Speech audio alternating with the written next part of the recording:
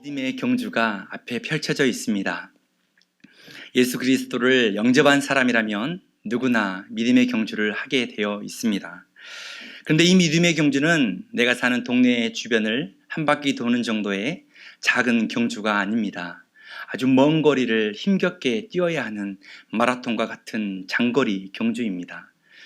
그런데 이 믿음의 사람들은 이 경주에 임할 때에 우리가 왜 이 경주를 해야 하는지, 왜 뛰어야 하는지, 왜 그 목표 지점을 놓치지 말아야 하는지를 분명하게 알아갈 때 우리는 하나님이 원하시는 끝까지 강하게 그 경주를 완주할 수 있습니다.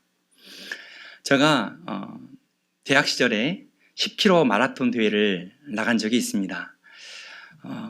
용기 있게 나갈 수 있었던 것은 제가 군대를 제대하고 얼마 되지 않았을 때였습니다. 그러니까 저에게는 체력이 있었죠. 군대에서는 매일 아침 구보를 하지 않습니까?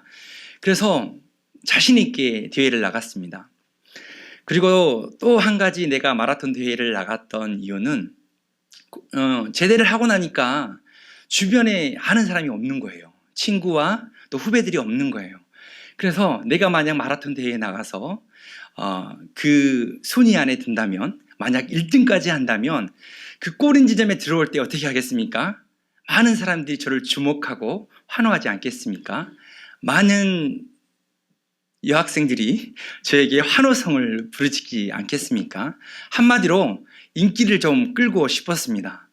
그래서 힘겹게 그 각오를 하고 그 경기에 참여했습니다.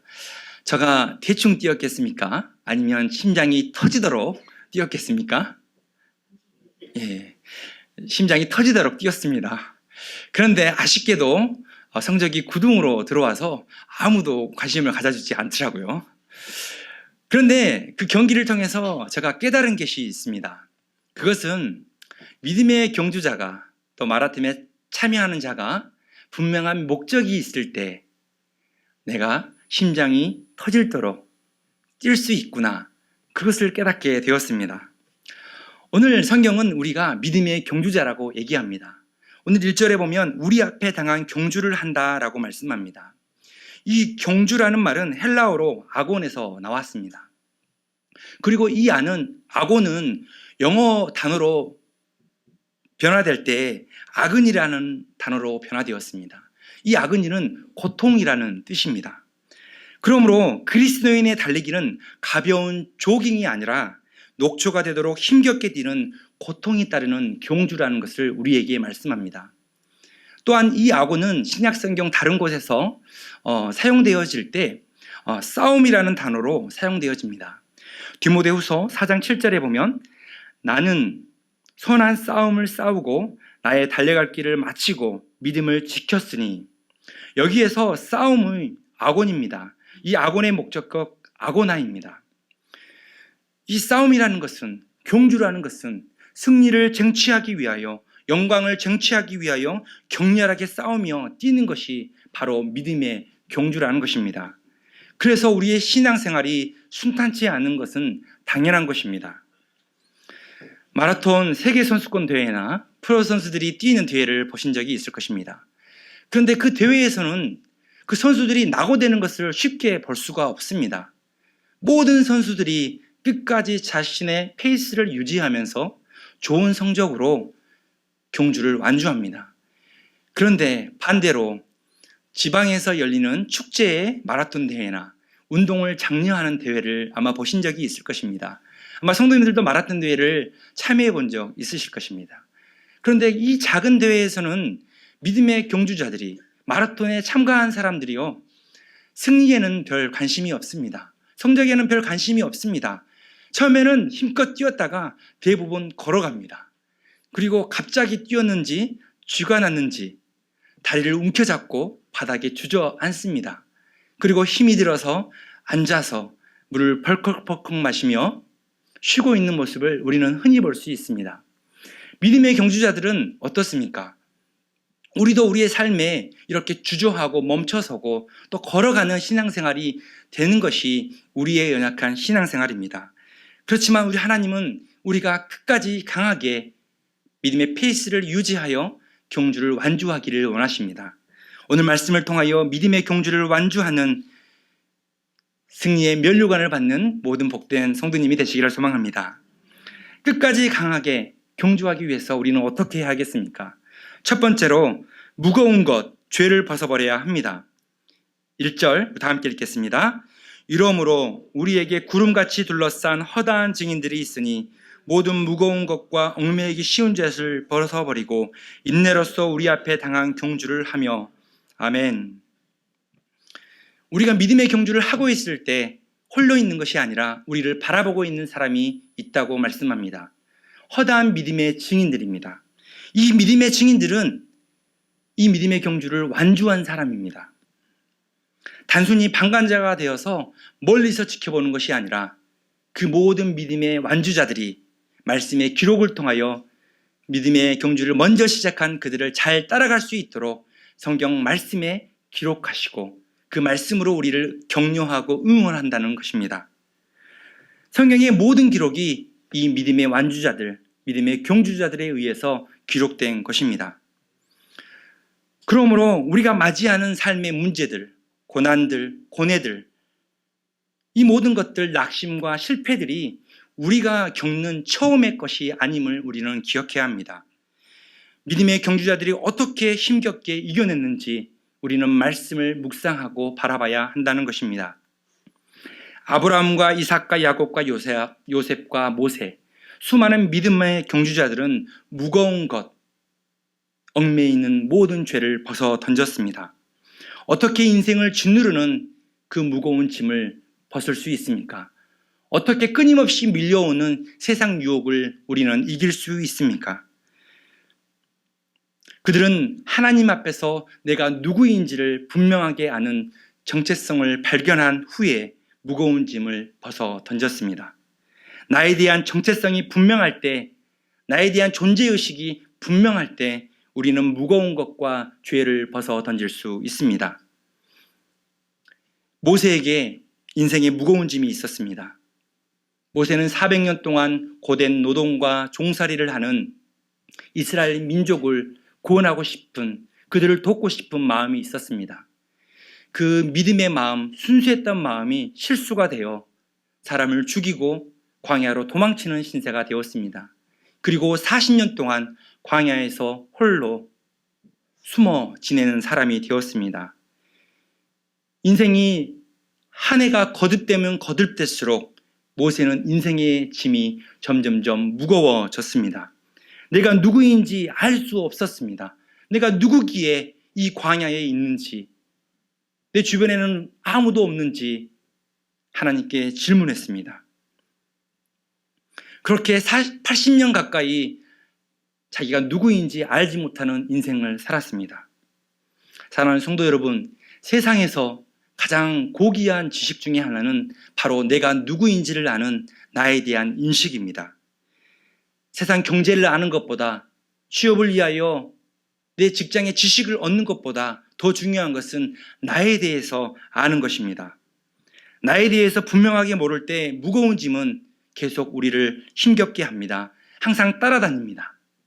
모든 죄의식은 나의 자존감을 낮추고 죄책감으로 우리를 힘겹게 합니다. 그래서 나에 대해서 분명하게 알 때, 창조주 하나님을 만나게 될 때 우리는 새로운 존재로 새로운 행동을 하게 되는 것입니다. 출애굽기 3장 11절에 모세가 하나님께 아뢰되 내가 누구이기에 바로에게 가며 이스라엘 자손을 애굽에서 인도하여 내리이까. 모세가 자신이 누구인지 알지 못할 때 창조주 하나님을 만났습니다. 그리고 가장 먼저 첫 질문이 하나님, 내가 누구입니까? 내가 누군지 알려주십시오 라고 질문했습니다. 하나님께서 반복해서 모세가 누구인지를 알려주었습니다. 너는 나의 백성이다. 나는 너를 택하였다. 나는 너를 보내는 자이다. 계속해서 설명해 주시고 설득하십니다. 그런데 모세는 한 번에 자기가 누구인지를 깨닫지 못합니다. 계속해서 하나님께서 설득하고 자세히 말씀으로 설명해 주십니다. 그래서 출애굽기 6장 7절에 너희를 내 백성으로 삼고 나는 너희의 하나님이 되리니 나는 애굽 사람의 무거운 짐 밑에서 너희를 빼낸 너희의 하나님 여호와인 줄 너희가 알지라. 애굽의 모든 짐으로부터 구원해 낼 사람 바로 너야. 모세, 너는 이스라엘을 구원하기 위하여 내가 준비시킨 사람이야. 이렇게 모세에 대한 분명한 정체성을 알려줍니다. 하나님의 말씀을 세상 가운데 전해야 하는 대언자임을 알려주십니다. 모세는 하나님을 만났을 때 자기가 누구인지를 깨닫게 되었습니다. 그리고 말씀의 대언자임을 분명하게 알고 그 존재의식을 깨닫고 다시 자기가 도망쳐 나온 그 애굽으로 다시 들어가게 됩니다. 미운 오리 새끼 이야기를 다 아실 것입니다. 아기 백조가 자신이 백조인지를 모릅니다. 자기가 오리인 줄 알아요. 그래서 오리팀에 끼어서 자꾸 뒤뚱뒤뚱 걷기만 합니다. 걷다가 넘어지고 걷다가 넘어집니다. 그런데 어느 날 하늘에 나는 백조를 봅니다. 와, 어떻게 하면 저렇게 넓은 하늘을 비상하며 날 수 있을까? 어떻게 아름다운 저 날개를 펴며 하늘을 날 수 있을까? 그렇게 바라만 보았어요. 그런데 어느 날 자세히 보니까 그 백조가 나 같은 거예요. 자꾸 보니까 내 날개를 보고 백조의 날개를 보니까 똑같은 거예요. 이 어린 백조가 내가 오리가 아니구나, 내가 백조구나 라고 깨닫게 되었을 때, 자신의 정체성을 깨닫게 되었을 때 어떻게 합니까? 날개짓을 시작하고 하늘 위로 날아오릅니다. 어미 독수리가 새끼 독수리를 날게 하기 위하여 어떻게 합니까?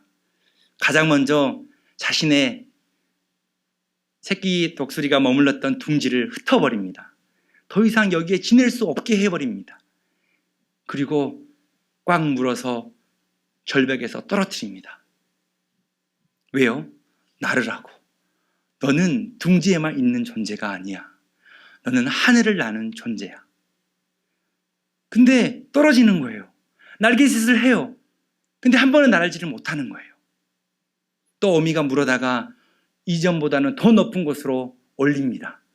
더 두려움과 공포가 밀려와요. 새끼 독수리에게는. 그런데 다시 날개짓을 시작합니다. 왜요? 나도 어미 독수리처럼 날 수 있는 존재야. 세상이 어느 새보다 더 높은 곳에서 세상을 바라볼 수 있는 나는 독수리야. 이 정체성이 분명하기에 날개짓을 계속하는 겁니다. 반복적인 날개짓을 통하여 어떻게 됩니까? 하늘 위로 비상하는 것입니다. 우리는 존재의식이 분명해야 우리 행동이 변하기 시작합니다. 예수 그리스도를 믿는 자들에게는 예수님께서 하나님의 자녀가 되는 권세를 주셨다고 말씀하셨습니다. 앞으로 주실 거야. 너가 노력하면, 너가 애쓰면 줄 거야가 아닙니다. 이미 너는 하나님의 자녀의 권세를 받은 사람이야. 이 존재의식이 있는 사람은 하나님의 자녀답게 사는 것입니다. 자녀가 부모의 유산을 물려받듯이 우리는 하나님의 자녀의 권세를 물려받았습니다. 사랑하는 성도 여러분, 내가 누구인지 분명하게 인식하고 하나님의 자녀의 권세로 세상 가운데 담대히 살아가는 저와 성도님들이 되기를 소망합니다. 죄를 벗어버리는 것 또한 내가 누구인지 알 때 가능합니다. 죄를 짓지 않는 것은 감시한다고, 통제한다고 멀리하게 되는 것이 아닙니다. 내가 누군가를 사랑하면 어떻게 합니까? 내가 사랑하기 때문에, 내가 아내를 사랑하기 때문에, 남편을 사랑하기 때문에, 내가 자녀를 사랑하기 때문에, 자녀는 부모님을 사랑하기 때문에 그 사랑하는 사람이 마음 아파하는 것이 싫어 죄를 짓지 않는 것입니다. 사랑하는 사람이 싫어하는 행동을 하지 않는 것입니다. 우리가 죄를 멀리할 수 있는 것, 죄를 끊을 수 있는 것, 하나님을 사랑하는 그 사랑의 관계 안에서 우리는 죄를 끊고 멀리할 수 있는 것입니다. 요셉이 애굽에 팔려가 종살이 생활을 합니다. 보디발의 아내로부터 유혹을 받았습니다. 바로의 신하, 왕의 신하이죠. 추인의 대장 보디발의 아내에게 유혹을 받는 거예요. 왕의 신하의 아내면 얼마나 아름답겠습니까? 근데 그 아내가요, 그 집에, 그 큰 집에 모든 사람을 나가게 합니다. 그리고 요셉만 기다리는 거예요. 요셉을 기다리고 있어요. 그리고 요셉이 오자 어떻게 하는 거예요? 눈짓을 하고 유혹을 하는 거예요. 나와 동침하자. 나와 함께 하자. 혈기가 왕성한 청년 요셉이 어떻겠습니까? 요셉은 그 순간 하나님을 기억했습니다. 내가 종살이 기간 동안 여전히 나와 동행하시고 나와 함께 하시는 하나님을 기억했습니다. 하나님을 바라봤습니다. 보는 사람이 아무도 없어요.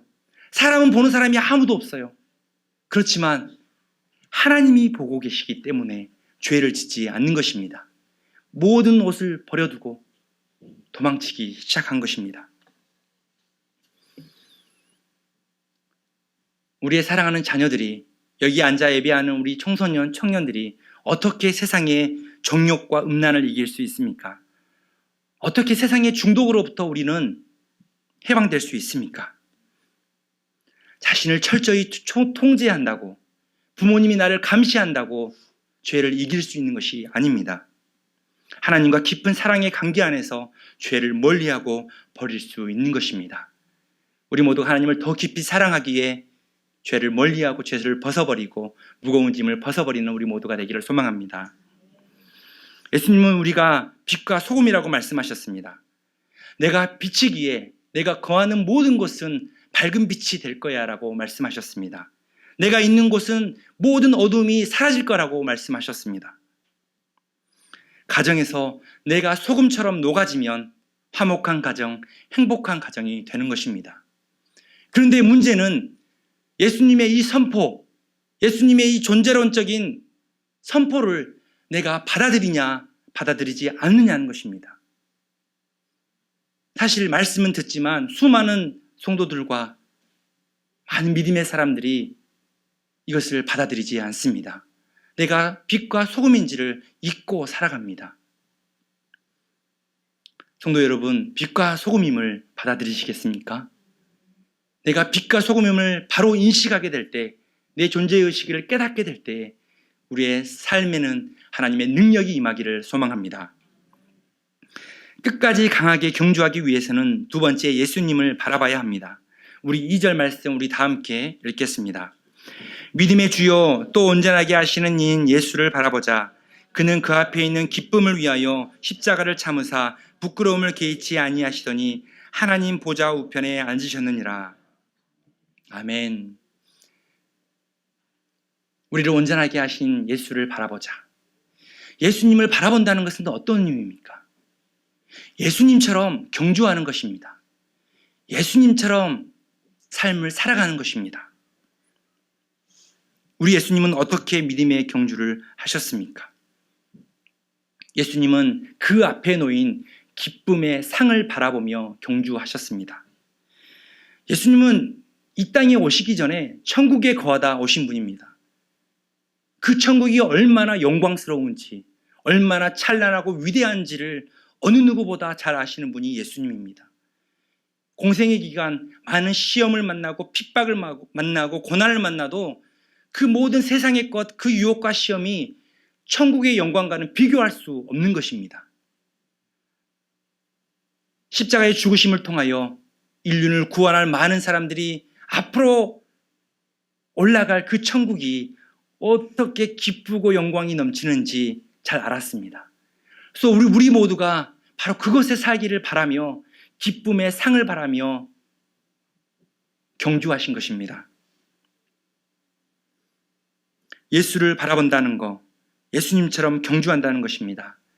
우리가 예수님이 그러셨던 것처럼 믿음의 상을 바라고 끊임없이 믿음의 페이스를 유지하며 나아가는 우리 모두가 되기를 소망합니다.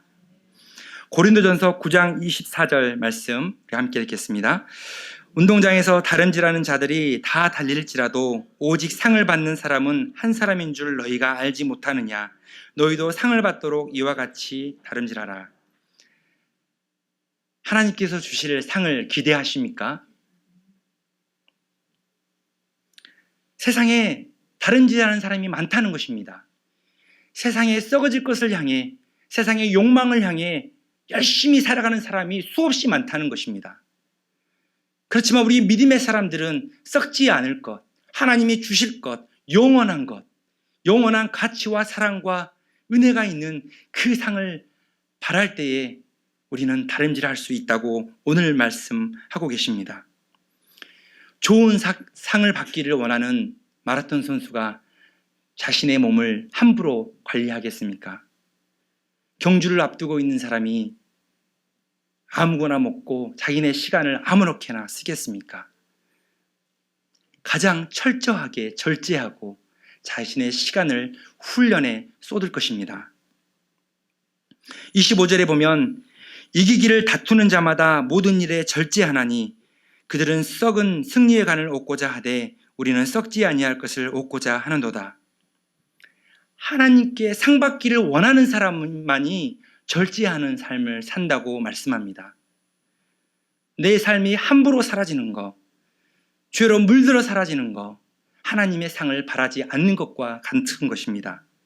하나님의 영원한 상을 받는 사람, 그것을 기대하는 사람은 자신의 죄를 완전히 끊고 하나님 앞에 거룩한 삶을 살게 되는 것입니다.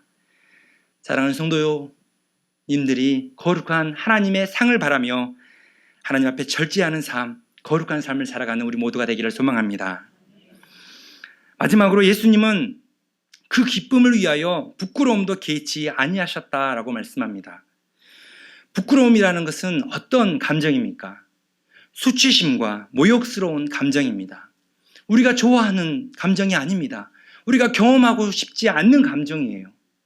그렇지만 우리의 인생에 있어서 얼마나 이런 감정을 쉽게 얻고 살아갑니까? 부모로서, 남편과 아내로서, 우리 청년들, 또 학생으로서, 친구들 앞에서, 세상 속에서 얼마나 많은 부끄러움들을 당하며 삽니까? 그런데 이 모든 세상의 부끄러움, 나의 부끄러움은 대부분 나의 연약함 때문에, 나의 잘못 때문에, 나의 부족함 때문에 생기는 부끄러움들이 많습니다. 그렇지만 우리 예수님이 부끄러움을 당하실 때는 부끄러움을 당할 일을 하셨기 때문에 당하신 것입니까? 그렇지 않습니다. 예수님의 그 부끄러움은 바로 우리들 때문입니다. 우리들 때문에 부끄러움 투성이가 되신 것입니다. 예수님은 가족들 앞에서 벌거벗겨졌습니다. 어머니와 사랑하는 사람들 앞에서 벌거벗은 몸이 되셨습니다. 세상 많은 사람들 앞에서 무거운 십자가를 강제로 지며 많은 사람들에게 조롱을 당하셨습니다. 많은 종교 지도자들에게 비난을 당하고 조롱을 당하셨습니다.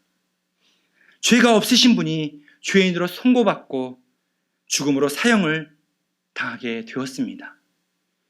이 모든 수치심과 부끄러움이 무엇 때문입니까? 바로 우리들 때문입니다.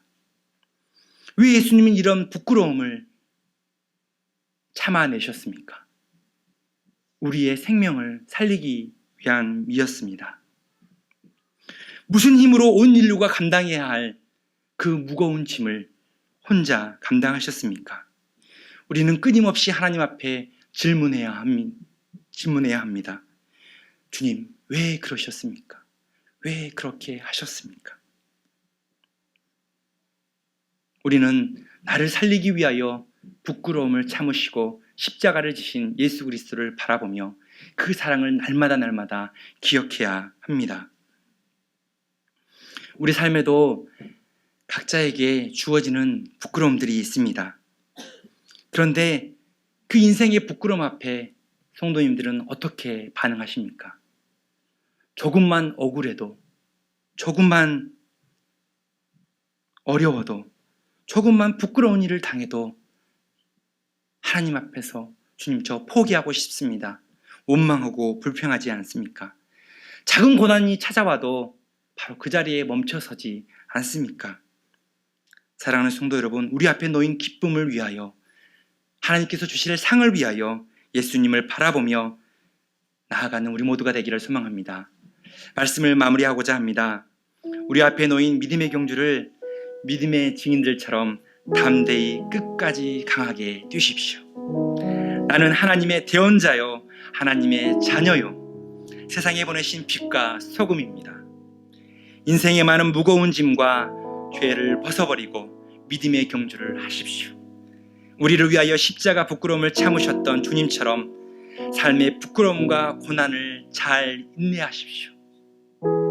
우리 주님께서 믿음의 경주 끝에 기쁨의 상을 우리에게 주실 것입니다.